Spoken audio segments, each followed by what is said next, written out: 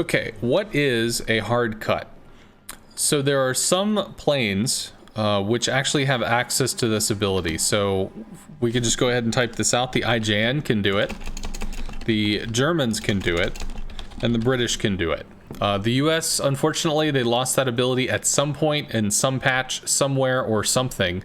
It just is what it is. But these three have access to the ability of what's called a hard cut, or at least I call a hard cut. So if you've got your planes, realistically, so your planes are coming in and they're going to commit to a strike. Now this might take 3.5 kilometers with its prep phase. So your initial reticle probably starts back here.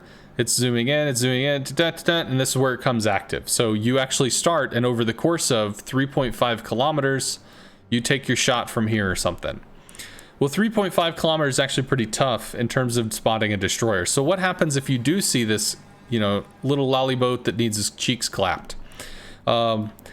If this more likely is going to have something like 2.5 kilometer detection, maybe out to 3.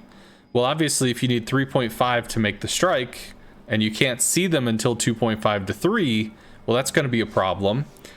But you can bleed distance. If this preparation phase takes approximately 2 to 4 seconds, when you've got your rockets going in this direction and you happen to see the destroyer, you pull forward, you start your attack here. So this is your beginning part of the reticle. You pull forward and you wrench it over during the prep phase. So because you've taken what was a 4-second movement and you've now bled off maybe say 2 seconds in this turn, you've turned this 4-second movement into a 2-second movement, which means suddenly this reticle goes active right here. So instead of having that overfly situation, you bled distance so that you can actually cut in. Also, it allows you the ability to cut a 90-degree turn so that you can try to strike a broadside